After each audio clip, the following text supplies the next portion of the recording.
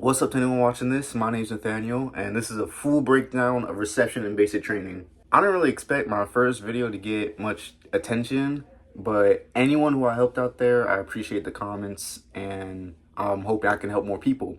But someone asked if I could do reception, so this is a full breakdown from my experience of what reception is all about. I don't mean to make this video too long, and once again, my experiences might not be the same as anyone else's, but I will definitely try to go through every single memory I have from when you get off the bus to go to reception until you go to your basic training battery. So once your bus reaches your reception battery, that's when you're going to meet your first drill sergeant, or at least your first exposure to a drill sergeant, not necessarily yours, but you're going to get off the bus and it could be 11 at night, 12 at night, 1 at night. Like, I got there at 12 a.m. so it's going to be nighttime. So just don't prepare to really sleep too much, if at all, that night. My first day of reception, I did not sleep. So just prepare for that. But you get off the bus and you immediately line up. Your reception drill sergeant is going to explain in detail what is about to happen and what you're going to do, how long you're going to wait, and you're going to get a bunch of stuff. One of the first things you're going to get is called a camelback, which is that thing right there. If you don't want to look it up right now, this is basically a camelback, right? They're gonna ask you to make one of these. Well, I didn't make mine, I just kind of asked for help, but it didn't look too complicated. This is where you're gonna have your water or water source in, and you just carry it on your back like a book bag, pretty much. And you carry it around you, all reception, all basic training, everywhere you go. Everywhere you go, you're gonna have this thing on you. So once you make it right, just keep filling your water. They're gonna be very heavy on that, and yeah, this is the first thing you pretty much get. After a couple more briefs, they're going to give you your fitted sheets, your pillows, and I believe your PT uniform, which is basically just shorts and short sleeve shirts along with long sleeves and all that stuff, just with the word Army on it. And you're going to fit it all in this duffel bag right here. Mine's still pretty heavy, only because I'm still a soldier right now. So, but this is basically what you're fitting everything in. You're going to have two. You're going to have two, by the way. And yeah, over time you're gonna get more and more stuff, so try to just squeeze it on here, but make sure you fit it nice. That's pretty much the first night though. You might get sleep, but like I said, I didn't, so you might not too. It doesn't sound like much for the first night or first couple hours or whatever, but it's a lot of waiting and a lot of more waiting, and then you're waiting more. So I mean, just prepare to be sitting around for a while and at the same time doing stuff. Okay, so the first actual day of reception, or yellow phase, you meet more and more and more reception drill sergeants. You'll meet like 5 or 6 of them every single day, and they'll be the same ones, but just prepare for a lot of yelling. Probably not even at you, just indirectly, a lot of yelling, a lot of correcting, maybe insulting. I don't know. Every drill sergeant is different. Just prepare a lot of yelling and correction. Don't expect to do everything perfect, but I mean, hopefully you do. Hopefully you kill it, right? Hopefully you already know how to stand at attention. Make sure when you're standing at attention, you're actually standing at attention. Don't move. Keep your head straight. I mean, you can't see my head right now, but just imagine my head straight, eyes forward, not looking around, not looking at anything. My pants are black, so you might not be able to see too well, but make sure, they always repeat this, keep your hands at the seam of your trousers. So kind of like the pocket area right here. I don't know, I'm not an expert, but attention will be the main command you hear, along with parade rest, right face, left face, a bunch of other stuff. They're going to teach you, well, yell at you, but they're teaching you. Again, don't look for perfection. I mean, it'll sound like they want you to get it perfect, but really, they're looking for discipline, not perfection. But try to get it perfect. As far as the eating situation goes, you will get fed 3 times a day. During reception, they will take you to the chow hall, and even in there, you gotta act right, like completely disciplined. And there's a lot of minor things that go into it. So even when you have your tray, you gotta keep it up to your chest. When you're moving, you gotta sidestep. When you're sitting down, you gotta eat with your heels together.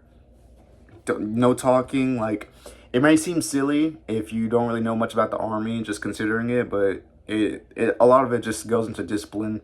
When you get into the big Army and stuff like that, it doesn't matter too much. All this is really discipline, so just please listen and just do what you're told. Okay, so the main part of reception, the stations. Reception is usually a week, but if you don't get these stations done and over with, you might be there longer. So they're gonna give you a card. or paper. For me, it was like a bingo card looking thing, and there's gonna be a list of a bunch of stations on those cards. You can go there any order you want. If you're a guy, you have to get your haircut done first, but after that, you can go in any order you want. From experience, to get done as quick as possible, I'm gonna have it on the screen, like somewhere around here. Every station you should go to in order, and I'll explain them all in detail since this is a breakdown video. So the barbershop is where all males have to go first, and it's non-negotiable. You have to cut your hair off, and you're gonna go get that buzz cut fade, and it's gonna look bad-ish. I don't know. It's everyone around you is gonna look the same. I wouldn't dread it too much. It's just hair, and that says a lot coming from me, but it is technically just hair, and it will grow back, and then they're gonna cut it again and again and again until you graduate basic training. But yeah, that's the first station. Shouldn't take too long. Before all that though, the haircut is not free, but it doesn't have to come out your pocket.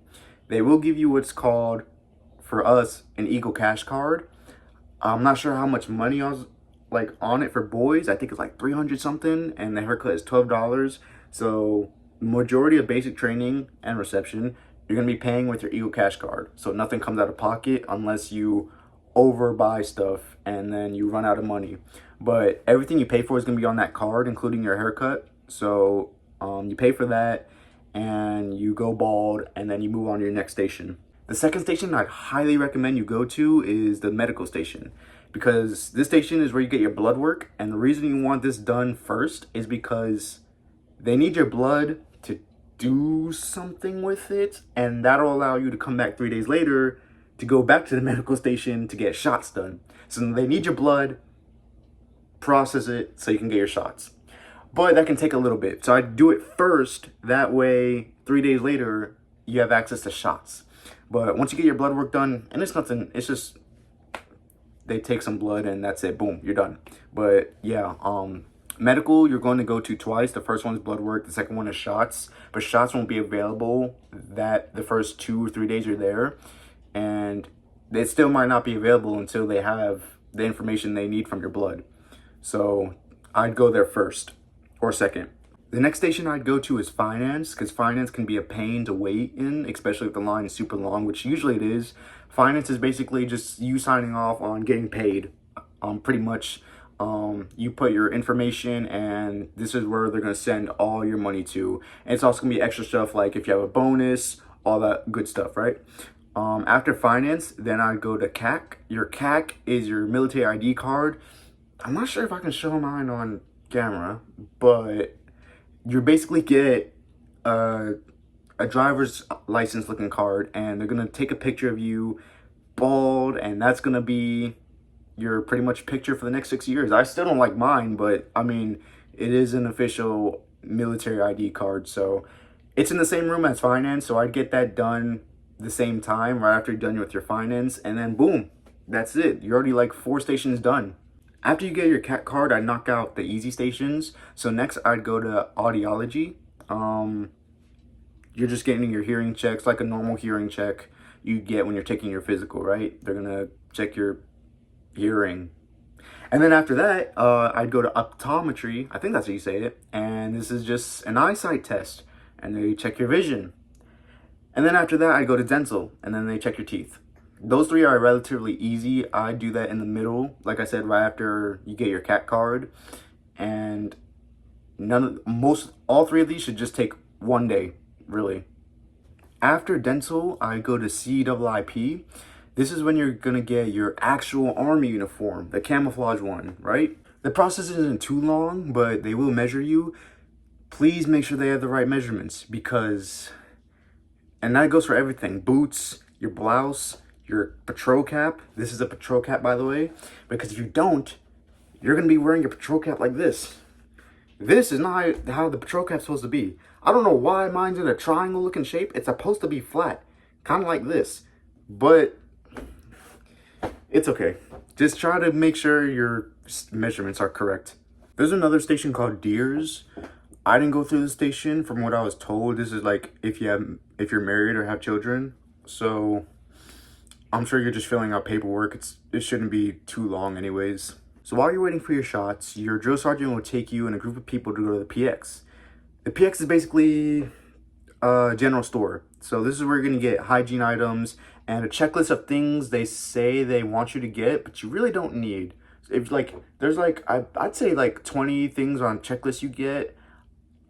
If you go to the PX, I recommend soap, toothpaste, toothbrush, if you didn't bring it with you already, hygiene stuff, whatever you feel like you need. Instead of a flashlight, because if you get a flashlight, you have to buy batteries. So I just get this headlamp looking thing, right? It's basically a flashlight, and it has a red light too. And if you hold it, it's a white light. And you can use this when you're writing letters too.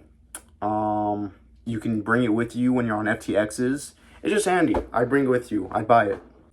Outside of hygiene and light, the three things I definitely recommend bringing with you / buying: a pen, pencil, and paper. Another thing about the Camelback, it has this little pouch right here. So since you're always gonna have your Camelback on you, you might as well put your notebook in there too. It's not big enough to have a full-size notebook, but a medium notebook or a small notebook would be fine. That way, whenever you have an opportunity to take notes or they say, write this down, you can just pull out your Camelback and you don't have to worry about it being left in your locker or in your room. So near the middle end of the week, the shot station should be open, and hopefully you have access to it sooner rather than later if you did blood work first or second. And it's basically in the name. You just get shots done. I'm pretty sure it's just to check your allergies. The main one is called the peanut butter shot. I wouldn't really call it the main shot, but it's the one that will probably make you sore for from 3 hours to a day. So just prepare for that. But other than that, boom, that's it. You're done. You did all the stations. You're ready to go to basic training. You're probably sick of reception because all you're doing is sitting in a chair and waiting.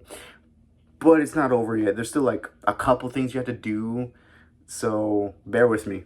So outside of the actual stations, you will get pulled aside to do extra stuff. For example, you will have to take your photo, like not the one for your ID, but for a portrait basically. And you have to buy it, but it's completely optional, but it's not optional to take the photo. If you'd like an example, this is what it'll come out to. Oh my gosh, hold on, the lighting. Man, I cannot escape this lighting. Whatever. Okay, so this is basically what it'll come out to. There'll be one of your AGSU, which is your graduation uniform, and one of your military uniform, your OCP. I chose not, I mean, I have the picture of my OCP, but it's basically the same thing in the same portrait, and that one just looks better, so I'm showing that one. Another thing is basically the blue book. This is a book they give you to look over or study. It goes over all the basics of basic training and reception and everything. Another thing is a blue book. It's a blue book they give you, and it shows everything you're going to need to know and learn for basic training, including history, phasing movements, disciplinary actions, all of it. It's a very long book that you have to read at least a little bit, or at least skim it once to basically, you don't have to pass reception reading it, but the more you know, the better. Now, as far as environment goes, let's start with your bay. Your bay area is what you can also refer to as your room. You're sleeping with a bunch of men or women, or not in the same bed. I have to clarify that. And yeah, the room, it's okay. I really bond with the people you're with, because more likely than not, the people you're in reception with, 85% of them is going to be in your basic training battery. So I really get to know them, especially if you share the last name. I'll go over that in a second. But yeah, making friends can make the waiting around thing less boring. And, you know, hopefully you might even grow some real bonds. Probably not too much since reception is only a week. But, I mean, it's a good start, especially if they happen to be in your battery. So, I mean, I definitely go for it for sure. The bays themselves are all right, I guess. I mean, it's just a bunch of bunk beds in one room, but nothing there is really too fancy. The food's not horrible, but it's not that great. The bed is not comfortable, but it's sleepable. Everything there is just livable, so don't have your expectations high for some reason if you have them high. But also don't have them too low, because it's not terrible. A lot of people will say, like, the living conditions and reception and basic training is horrible. It's really not. Just get by. Just remember why you're there. Just remember, no matter what order you go through or how fast you get a station done with, just remember your discipline, and remember you're still going to be there a week. It doesn't matter how fast you are, you're still going to be there a week. The only reason I'm saying do it in this order is so you can guarantee it's only a week, because most of the time it will be boring. It'll be waiting, you'll be studying your blue book, and it's just that. Reception is a long week-long boring process. Once reception is done and over with, then the morning comes where you're about to get shipped off to your basic training battery. 90% of the time, you'll be split into groups of last names. So my last name is Clark, so I was in 1st platoon with a bunch of A's, B's, C's. It was actually a really big platoon, so D's, E's, F's, and G's. But usually it's just A, B, C's, and D's.